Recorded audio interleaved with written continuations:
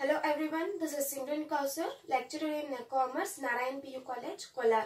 In this session, we are going to understand Maslow's need hierarchy theory of motivation.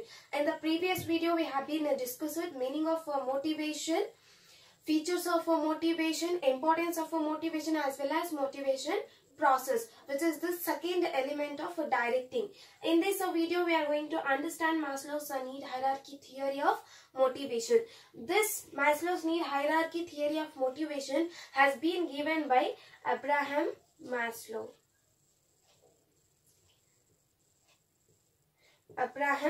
Maslow's need hierarchy theory of motivation has been given by Abraham Maslow. This theory of motivation has been based on these four assumptions.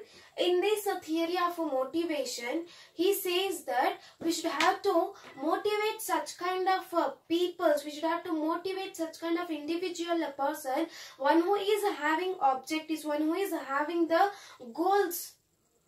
For such kind of peoples or for such kind of individual persons, we can motivate them.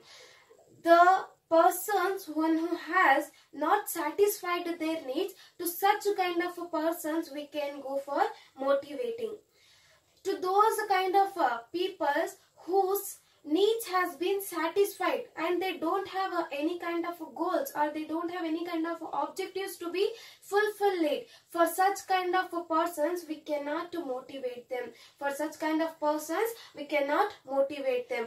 Only to the persons we can motivate is those persons one who has not been satisfied their needs, one who is having the goals, one who is having the objectives in their life. Only to such kind of persons we can motivate. In this Maslow's need theory, we have four assumptions.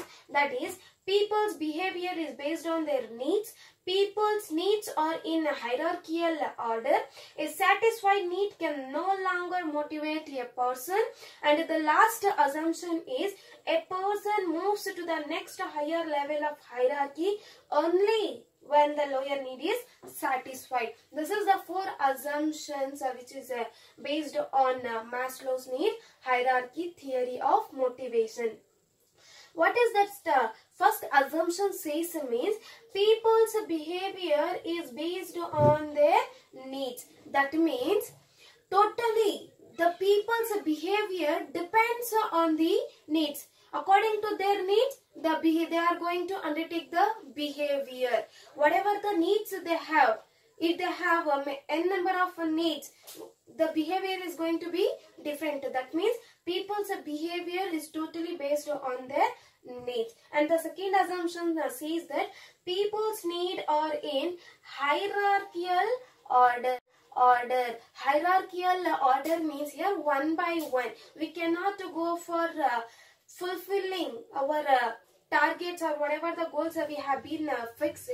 At a time we cannot go for fulfilling those targets or objectives. So the people's needs are in hierarchical order. Once we have been fulfilled one target means after that objective only we can go for fulfilling the another goal or another aim. That is, people needs are in hierarchical order. That means one by one our needs, it should be whatever the needs we have, that it should be in a hierarchical order, one by one. Once I am going to fulfill my first need, I will go for fulfilling my second need. In such a way, the second assumption says that people needs are in hierarchical order.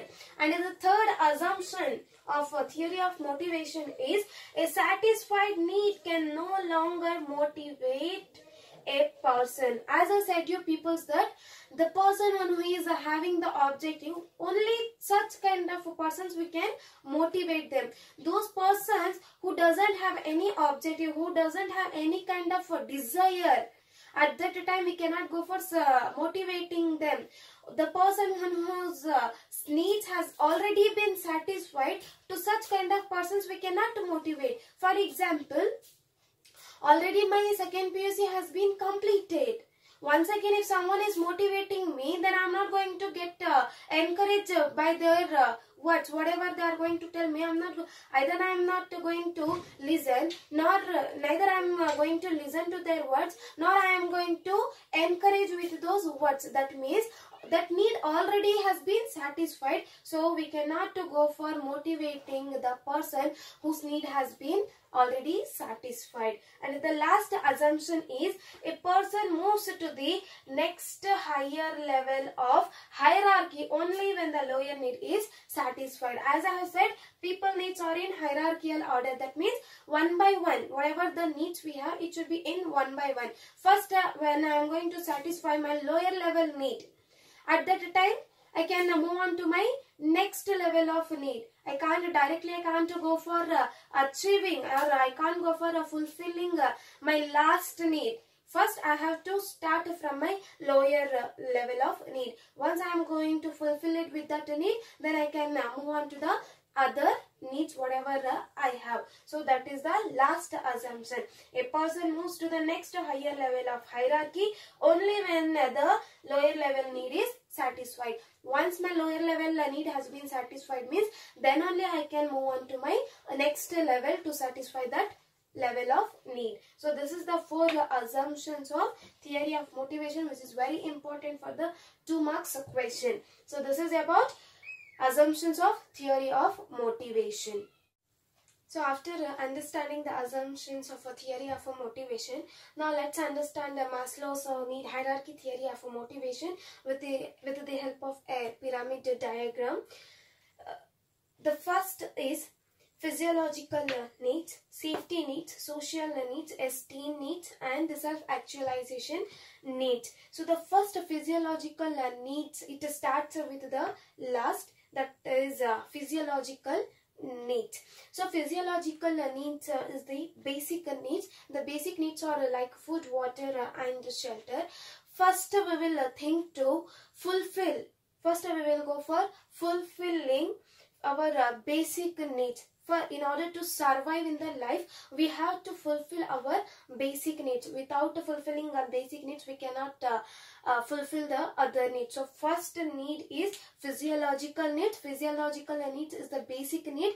In order to survive, we have to fulfill our basic needs, that is food, water, and shelter. So after physiological needs, the second need is a safety needs. Safety need or security needs. After fulfilling our basic needs, we will go for fulfilling our security or safety need. The employees, in order to settle in this need, the employees are going to settle they'll think to settle their future. After fulfilling physiological needs or the basic needs, employees will think to settle their future with safety needs and security needs. And employees, they are going to think to settle their future with 2 needs. One is physical need and another one is economic need. One is physical, another one is economical. One is physical need, another one is economical need. Now what is this a physical need means? Physical need means here they are going to get the safety from the illness, they are going to get the safety from the accidents, they are going to get the safety from the fire, something like that. That is physical needs. They require the safety just by fulfilling the basic needs, so we cannot go for fulfilling all other desires. Once we are going to complete or fulfilling our basic needs, next I will go for fulfilling our safety and security needs. Now how we will go for fulfilling our safety and security needs means with the help of physical and economical needs. Now what is this physical need means? Physical need is nothing but they are going to get the safety from the illness, they are going to get the safety from the fire or the accident, something like that. And now what is this economical need means? They are going to get they are going to try to get the sufficient funds. They are going to think to get the sufficient funds in order to fulfill the physiological needs in the future as well. So just by fulfilling our basic needs only for today or for tomorrow, it's not enough. Even we have to fulfill our physiological needs in the future also, in order to fulfill the physiological or the basic needs in the future. At the time we require the economical needs. This safety needs and security needs can be fulfilled by two needs, that is physical need and economical need. Physical need, they are going to get the safety from the illness, and economical need, they are going to try to get the sufficient funds in order to fulfill the basic or physiological needs in the future as well. Once they are going to fulfill the safety need or the security need, the third need is a social need. Just by fulfilling the basic needs, it's not enough. After fulfilling the safety needs and the security needs, now I have been fulfilled basic needs. Once I have been fulfilling my basic needs, now I'll think to get the safety and the security for my job and as well as for my health physically. After getting the safety and the security, next I'll go for fulfilling the social need. Now what is this social need means? So in order to, all the time we cannot go for getting the safety or the security. Along with that, we require the friendship, we require the companionship, we require the affection in order to share our emotions, in order to share our feelings, happiness, sadness, whatever it is. We require someone to listen to our emotions or to listen to our feelings. That is social needs. As well as in the business organization, they'll go for they'll try to get the, or they'll go for developing the social relationship among the employees, I mean among the friends. They'll go for making the friends so that they can go for sharing their so that they can share their feelings or emotions, whatever it is. That is social needs. In the social needs, they are going to develop the social relationship, and they require the friends, they require the companionship, and they require the love and affection in the business organization or personally. So that is social needs. After fulfilling the social needs, next they'll go for thinking to have the esteem. Esteem means here they'll go for demanding for the respect or the recognition. Now I have fulfilled my basic needs. Once I fulfilled my basic need, now I got the safety and security for my job as well as for my health. After getting the safety and the security, I have been fulfilled the social needs, where I have been developed the social relationship. I got the friends, I got the affection with the peoples in the business organization. Next now I'll go for try to get the respect and recognition in the business organization. Now I am demanding in the business organization. Employees will go for demanding for the recognition. They require the status in the business organization. They require the recognition. They require the respect in the business organization. That is esteem or self-esteem. After fulfilling the self-esteem, after getting the recognition or a respect, the last is a self-actualization need. Now what is this self-actualization need means? Once they are going to fulfill all these physiological needs or safety, social and esteem needs, now they'll go for seeking to the growth or the promotion in the business organization. Self-actualization need means here, once an employee got whatever he wants, once they got everything, next they'll go for thinking to get the opportunity for growth and promotion, that is the self-actualization need. This is the Maslow's need hierarchy theory. So that means in the Maslow's need theory of motivation, it represents with a pyramid diagram, which is important for a 5 marks question, that is a practical oriented. In this, it says that we have 5 kinds of needs, or 5 needs, that is physiological, safety, social, esteem and self-actualization need, in which first we will go for fulfilling our basic need. Once we are done with our basic needs. Next we will go for getting the safety and security for our health as well as for our job. Once we got the safety and the security, next we will try to get the try to have the good relationship among our colleagues or among the friends, whatever it is, that is a social needs. Once we are going to develop a good relationship, next we will try to get to the recognition or a respect in the business organization. Once I got whatever I want, whatever the employees want, when they got everything, then they'll go for seeking for the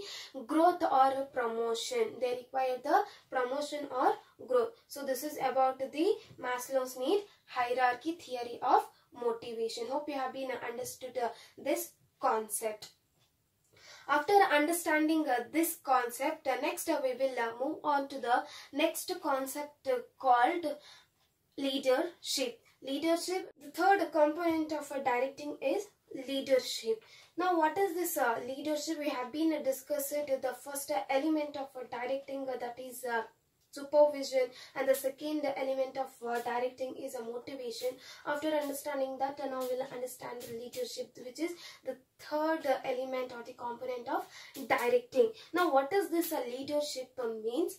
In the business organization, we will go for supervising, we will go for motivating our employees to work in order to achieve the organizational objective. So in the leadership also, as I have written here, the meaning of a leadership, it is an attempt aimed at influencing the behavior of a people at work towards the achievement of organizational goal. Whatever the organizational goal they have been fixed, whatever the objective, organization objective, whatever they have been fixed, in order to accomplish that goal, in order to fulfill that organizational goal, a leader is going to influence the employees.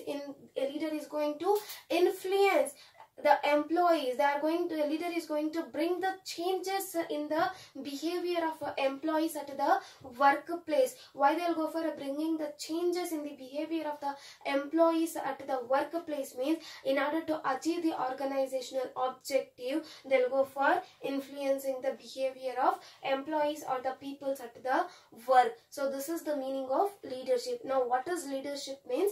Leadership, it is an attempt aimed at influencing the behavior of people at work towards the achievement of organizational goal. So this is the meaning of leadership. The next is definition of leadership. Now what is this definition of what is the definition of a leadership means? According to George Terry,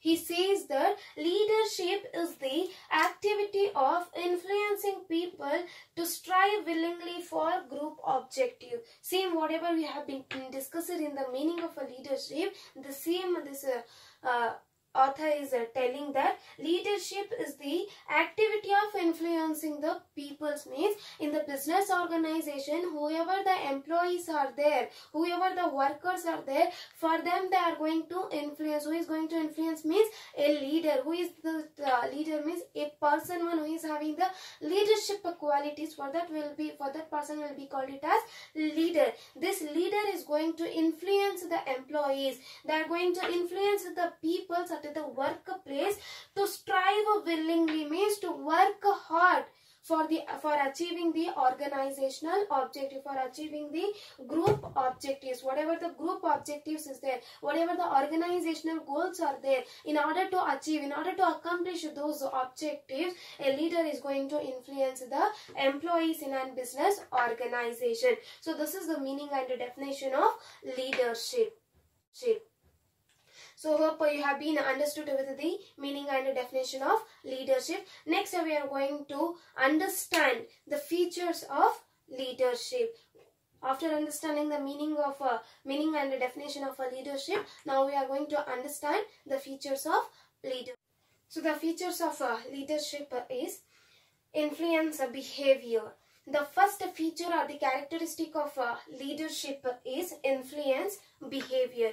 Influence behavior indicates the ability influence behavior, it indicates an ability to influence others, influence employees, influence an individual persons in the business organization for achieving the objectives of the business organization. Influence behavior means it indicates an ability of an individual to influence employees or the individual person in the business organization. That is the first feature or the characteristic of leadership. And the second feature of leadership is interpersonal relations. Interpersonal means here between two or more person. Interpersonal means between two or more person. Interpersonal relation means here a leader. They are going to bring the changes in the behavior of an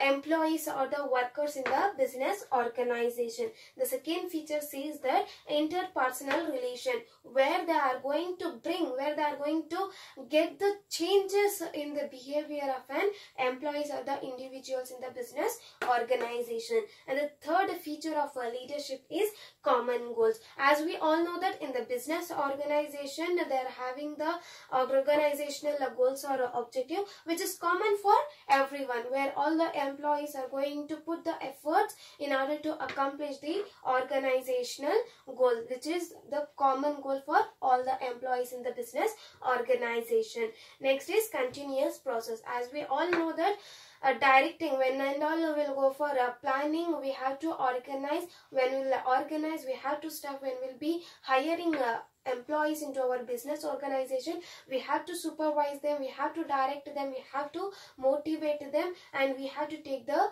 leadership activities into the business organization in order to achieve the objectives of the business organization. So leadership is also continuous process. And the last feature of leadership is situational. So in order to perform this leadership, we don't have any particular or any exact or any definite style of leadership. Totally, the leadership is going to be depends on the situation. According to the situation, the leader is going to act according to that situation. So leadership is situational. So here we have 5 features of the characteristic of a leadership. First is influence behavior, where it is an ability of an individual to influence the employees into the business organization. Interpersonal relation means where they are going to bring the changes in the behavior of employees. Common goals, in the business organization, they are going to work for a common goal of the business organization. And next is continuous process, where leadership is a continuous process. And the last is situational, where we don't have a particular or a definite style or a technique to perform the leadership. It totally depends on the situation. According to the situation, the leader is going to act on that. So this is about the features or characteristic of leadership. Hope you have been understood with this concept. If you are going to find any doubt, you can contact me. I'll go for clarifying the